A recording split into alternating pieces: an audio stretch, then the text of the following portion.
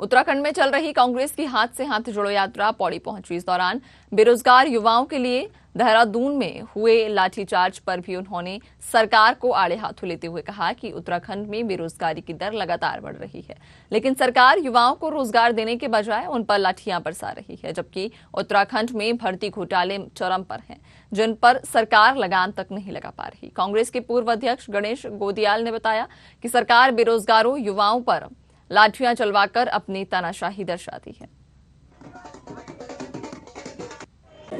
ये जो आप सवाल कर रहे हैं, मैं समझता हूं कि ये जो भारतीय जनता पार्टी है लगातार इस तरह के सवाल करती रहती है, लेकिन सवाल इस बात का है कि मुद्दों को जोड़ना, एक मंच पर लाना, बेरोजगारी के सवाल पर, किसान के सवाल पर, नौजवान के सवाल पर, मजदूरों के सवाल पर अगर सरकार से सवाल पूछना गलत है, गलती तो हम बार बार करेंगे। और जो आप कांग्रेस पार्टी को जोड़ने की बात कर रहे हैं, कांग्रेस टूटी कब थी,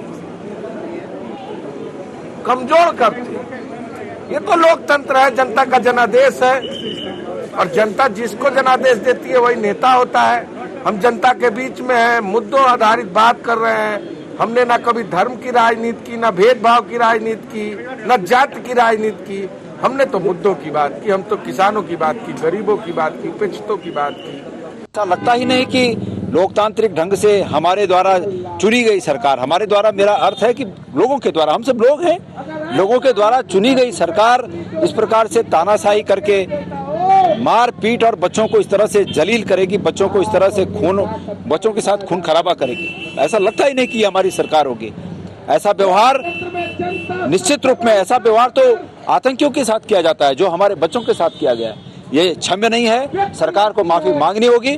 कांग्रेस पार्टी इस पर आज हमारे नेताओं ने, जो कि हम लोग तो इस यात्रा में हैं, हमारे अन्य नेताओं ने देहरादून में इसका प्रतिकार किया, इसके खिलाफ लड़े हैं। और मैंने ये भी सुना है कि पुलिस ने उन्हें जबरन उठाकर बहुत दूर कहीं अनजान जगहों पर उन्हें डिटेन किया है।